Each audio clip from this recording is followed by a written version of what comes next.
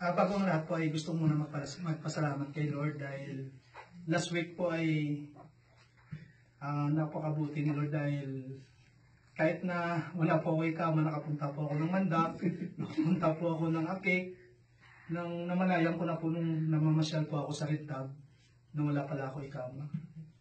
At saka, hindi naman po ako pinabayaan ni Lord na pinaproteksyonan. Naproteksyonan ako ni Lord hanggang nung nakabalik ako dito at inahanap ko yung ikama ko. Wala pa rin yung ikama ko dito sa bahay. Dinala pala ng taga-STC. Buti na lang hindi nawala yung ikama ko. Nandun lang din sa bulsa niya. Buti nga hindi na washing yung ikama ko. Buti nga hindi pa siya nakapaglaba. Kaya ako rin ng Diyos. Kaya hindi ako nanakawan ng dilat ang mata. Kaya bago ang lahat, mag-ano na tayo. Mag-pray muna tayo. Sige po, palakpakan natin. O Diyos na makapangyarihan sa lahat ng nilang ng langit at lupa. Lord, maraming salamat Lord sa gabi ito Lord. Salamat Lord dahil isa na naman to Lord na pribilehyo Lord na mapaglingkuran ka muli Panginoon. Salamat po Panginoon at bago ang lahat po Panginoon ay linisin mo ko po Panginoon na mula ulong ng talampakan po Panginoon. Linisin mo, Panginoon, ang aking mga kasalanan, nagagawa. Kung ito man po, Panginoon, na sinasadya ko man o hindi po, Panginoon, at sa maaari ko pang magawa po, Panginoon, na kasalanan, ay linisin mo na ako, Panginoon.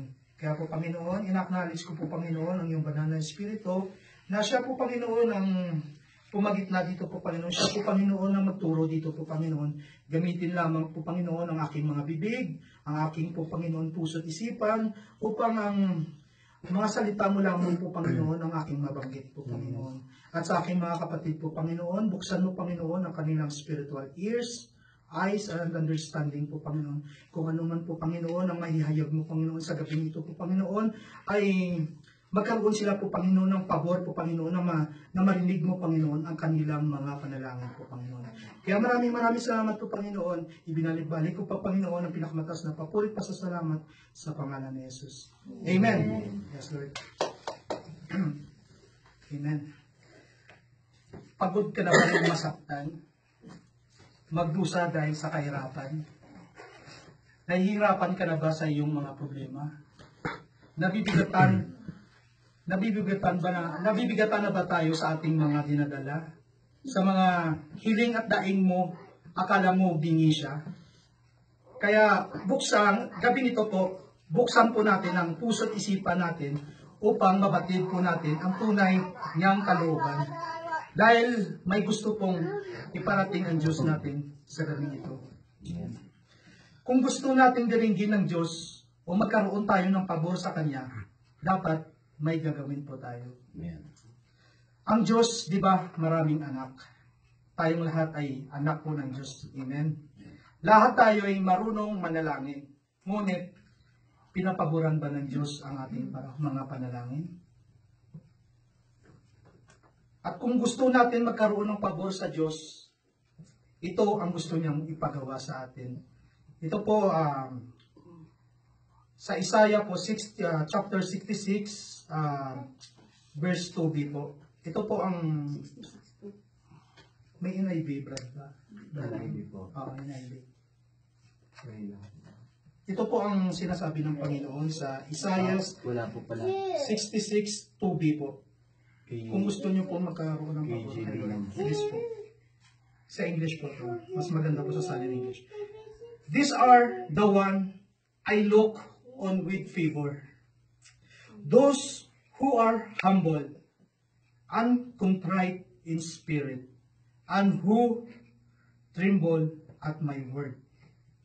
Ang pamagat po ng short exhortation po ay for pabor, if you please po. Before tayo manalangin sa Panginoon, dapat po isipin natin ang ating mga isipan na pagbibigyan tayo ng Diyos sa ating mga pananalangin. Napakalaro po ang sabi ng Panginoon sa Isaiah 66, 2b po. Sabi niya doon, those who are humble, and those contrite in spirit, and who tremble on His word. If you have these three things, di ba? I believe in my heart, with right motives, anything you ask to the Lord, from the Lord, He will give it to you. Amen. Pero the first thing, humble. Be humble. So ano ibig sabihin ng humble? Di ba po? Humble, submissive, respectful, not proud, may kababaang loob, at pagpapakumbaba. Napakahirap po maging humble dito sa mundong ito. Dahil lahat po ng tao ay egotistic.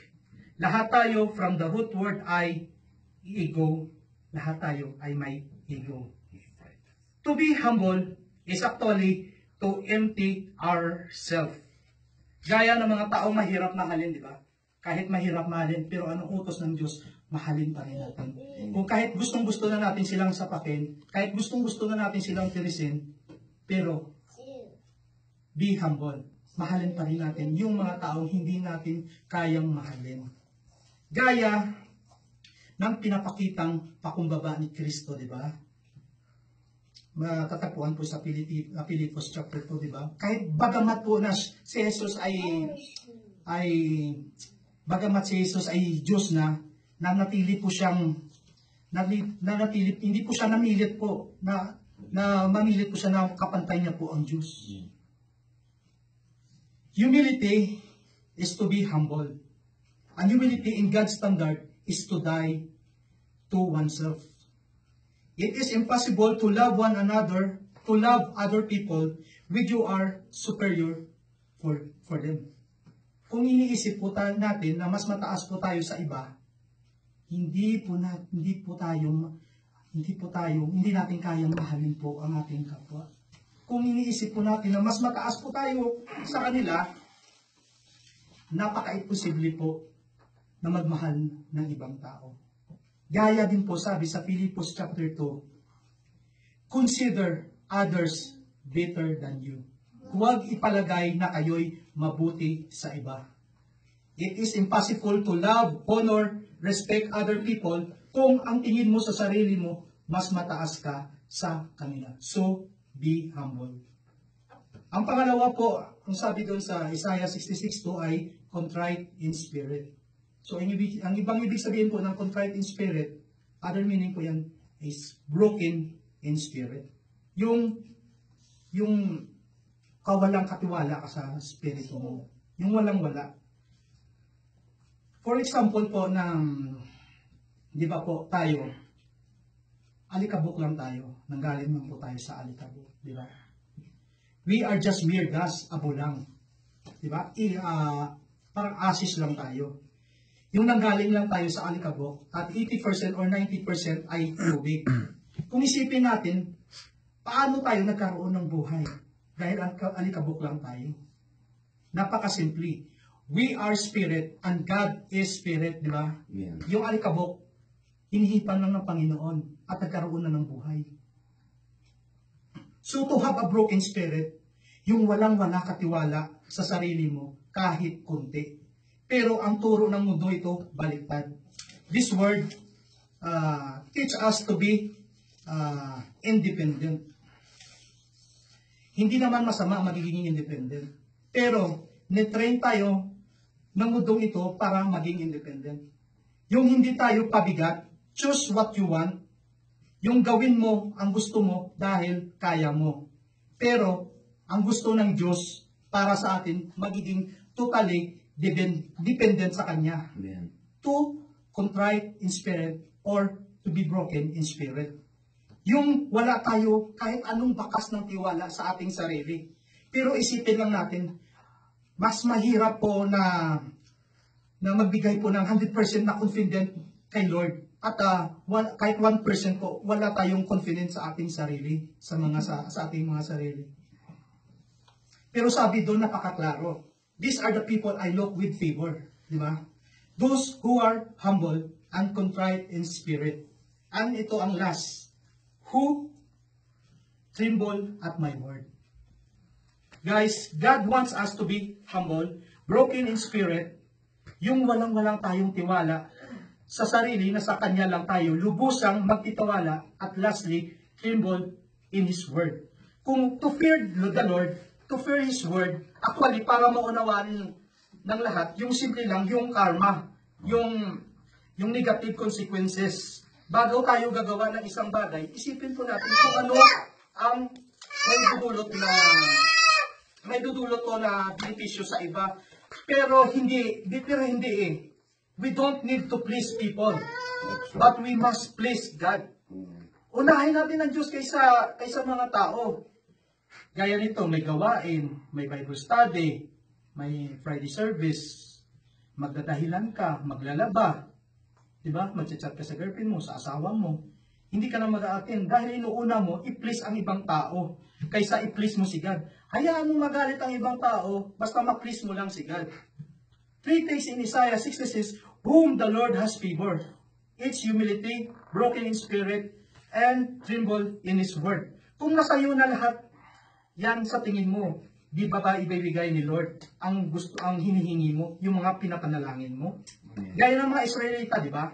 Masyado sila kumpiyansa dahil sila po ang chosen nation. Sila po yung piniling bansa. Pero sa sobrang nilang pagiging kumpiyansa dahil sa mga ka-Israelita, wala silang humility, wala silang broken in spirit, wala silang tremble in words. So, na-compromise sila to worship God. So, nagsamba sila sa iba't ibang mga Diyos-Diyusan.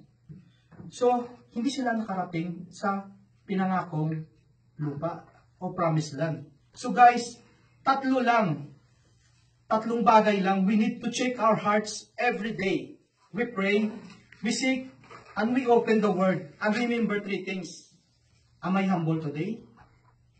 Am I broken in spirit? No confident on my spirit or my own self today. 100% po na relying tayo on Holy Spirit. Do we fear God or do we fear His words? Ibig sabihin, we don't please people kahit magalit silang lahat. We implement what is right, what is according to God's standard. We wanna please God. Amen. So, kung may tatlo ka po na humble, meron kang broken spirit, at tremble in His words, at right motives, wala na pong dahilan po na hindi pa ibibigay ni Lord para sa atin. Amen. So, thank you po. God bless po. Praise God po. Amen. Samanin po sa yes, Lord. Lord, maraming salamat, Lord, sa gabi ito, Lord. Salamat, Lord, dahil sinamahan mo kami, Lord, sa pagbibigay mo, Lord, ng mensahe sa gabi ito, Lord. Salamat, Lord, dahil alam namin, Panginoon, na ang mga panalangin namin, Panginoon, ay maririnig mo na po, Panginoon, dahil gagawin namin, Panginoon, ang parte namin po, Panginoon, at gagawin mo rin po, Panginoon, ang parte mo. Salamat po, Panginoon. In Jesus' name we pray. Amen.